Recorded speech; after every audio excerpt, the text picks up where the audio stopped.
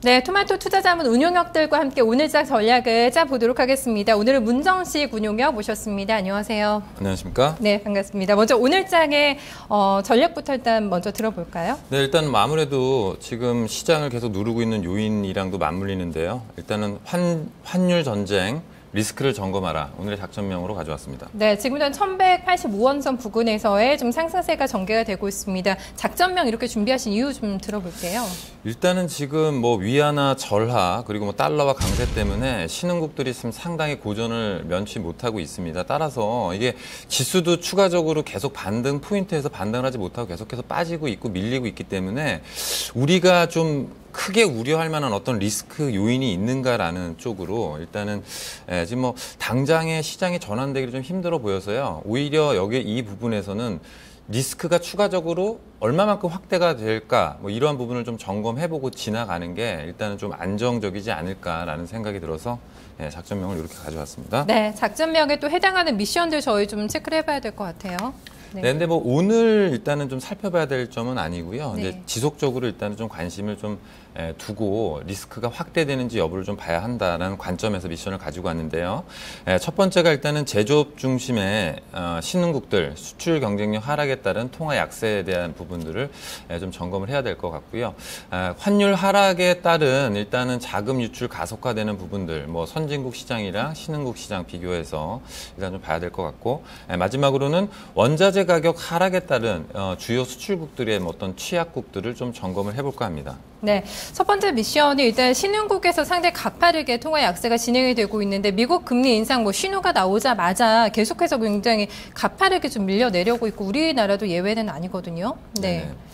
근데 일단은 뭐 첫 번째 미션으로는요, 전체적으로 미국 달러 강세라기보다는 네. 중국 쪽 일단은 수출 경쟁력을 강화시키기 위한 위안화 절하에 따른 어떤 그런 부분들로 인해서 신흥국들이 오히려 통화가 더 약세로 전환되는 그러한 흐름들이 일단 좀 포착이 좀 됐고요. 미국에 대한 어떤 수출 비중이라든가 이런 거에 따라서 중국 쪽에서의 이제 제조업에 대한 경쟁력을 좀 강하게 좀 드라이브를 걸겠다 하는 건데 상대적으로 경쟁 국가들이 오히려 이제 타격을 받을 개연성이 우리나라를 포함해서요. 네. 이런 부분에 대한 우려감들이 조금 계속 되고 있기 때문에 이게 뭐 좀 일단락이 빨리 될 것 같진 않아요. 그래서 시장의 헤게모니를 어느 쪽에서 좀 풀어갈지가 이제 저도 좀 가장 궁금한 부분인데요. 네. 어쨌든 신흥국들의 리스크는 일단 경쟁력 저하 이런 부분에서는 또 하나의 리스크가 생겼다라고 볼 수가 있습니다. 네, 그러면서 지금 자금이 계속해서 빠져나가고 있다는 점이 이제 문제점인 것 같거든요. 네, 네. 이런 흐름도 좀 지속될 거라고 보세요. 일단은 그러니까 이 시장의 펀드 플로우는요, 어떤 헤게모니가 딱 바뀌지 않으면 네. 그냥 추세대로 진행이 되거든요. 뭐 차트를 간단하게 좀 준비를 했는데요. 이거는 이제 글로벌 주식형 펀드, 채권형 펀드에 관련된 선진국과 신흥국 간의 펀드 플로우의 흐름들인데요. 좌측편에 있는 부분이 주식형 펀드 권역별 누적 추이입니다. 그래서 우상향되고 있는 부분이 선진 시장에 대한, 그러니까 디벨롭 국가들, 컨트리에 대한 부분이 지속적으로 선진 시장으로 좀 유입이 되고 있고요. 상대적으로 이머징 국가 쪽으로는 계속해서 좀 가파르게 뚜렷하네요. 네. 유출이 좀 일어나고 있는 상황이고요. 뭐 채권 쪽에서도 그렇게 흐름이 다르진 않고 있습니다. 그래서 오른쪽 지표를 보시면은 선진 시장 쪽으로 일단은 채권 시장 쪽으로 유입이 되고 있는데 오히려 채권 시장 쪽에서 신흥국 쪽에서 또 빠르게 또 빠지고 있는 흐름들이 보이고 있거든요. 그래서 네. 뭐 주식 시장, 채권 시장 할 거 없이 신흥 시장 쪽에서는 계속해서 자금 유출이 일어나고 있다. 네. 그래서 신흥국들에 대한 우려가 계속해서 좀 확산이 되고 있는 구간인데 또 국제유가가 42달러선 밑에서도 마감이 됐거든요. 원자재 가격도 계속해서 빠지고 있어서 좀 더 큰 타격이 좀 예상이 되지 않나 싶습니다. 일단은 이것도 뭐 차트를 보면서 좀 말씀을 드릴게요. 일단은 왼쪽에 있는 차트가 원자재 가격, CRB 인덱스라고 하죠. 커머더티 인덱스의 지표 추인데요. 연말에 일단은 빠졌다가 작년 연말에 빠졌다가 어느 정도 상반기 때는 반등세를 보이다가 뭐 중국 경제 문제라든가 뭐 이런 문제들로 인해서 추가적으로 전 저점 부분까지 빠지고 있는데요. 오른쪽은 일단은 중남미 주요 국가들의 원자재 수출 비중입니다. 그러니까 뭐 베네수엘라라든가 에콰도르, 뭐 콜롬비아, 브라질, 아르헨티나, 페루, 칠레 할 거 없이 전체적으로 원자재로 먹고 사는 나라들이에요. 근데 이 가격 자체가 반토막이 나다 보니까 이쪽에 대한 어떤 위기설이 지금 계속 대두가 되고 있고, 그러면서 일단은 최근에는 소버린 리스크, 어떤 국가 부도 리스크까지도 일단은 좀 9월 위기설까지 좀 대두가 되고 있는 상황인데요.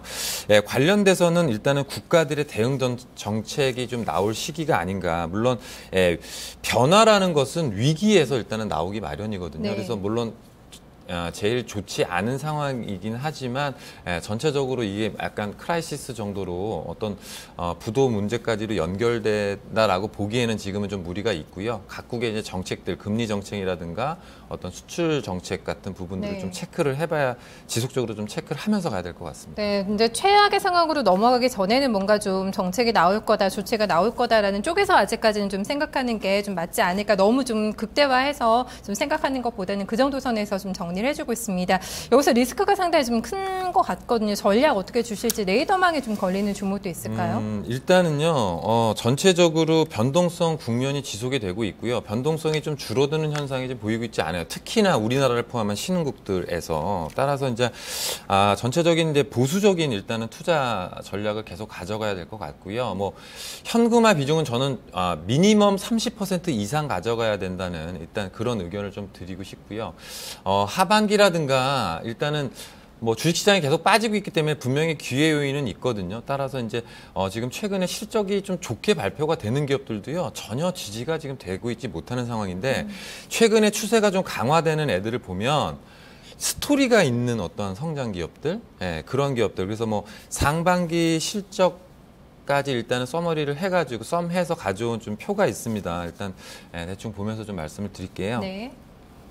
2014년, 14년도 영업이익, 그리고 2015년도 예상치, 그리고 2015년도 반기 실적을 좀 썸한 값인데요. 그렇게 되면 이제 2014년 영업이익 대비해가지고 반기 실적이 거의 다 냈던 뭐 SNTC 같은 경우에는 반기 실적이 2014년 실적을 거의 육박하는 수준까지 올라왔어요. 그런데요? 네. 그래서 제가 관련된 기업들을 쭉 보니까 하반기라든가 내년도 혹은 중장기적인 어떤 스토리들이 좀 있는 기업들이 대부분이거든요.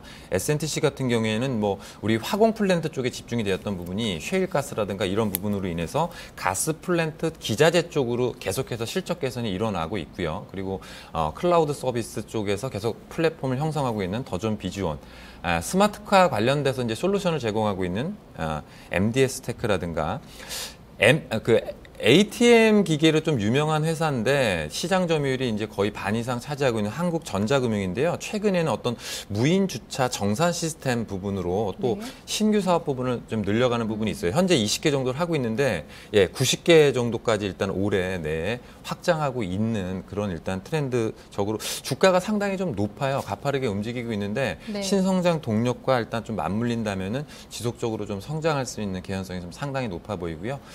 나이스 평가 정보라든가 뭐 비트컴퓨터, 뭐 신용정보 솔루션, 그리고 또 통합 의료정보 솔루션, 뭐 이러한 기업들 실적 괜찮게 나왔고요. 하반기 혹은 내년에 대한 어떤 스토리가 계속해서 진행되는 쪽에서 앞으로도 관심 있게 좀 지켜보셔도 괜찮을 것 같습니다. 네, 알겠습니다. 오늘 말씀 잘 들었습니다. 수고 많으셨습니다. 네, 감사합니다.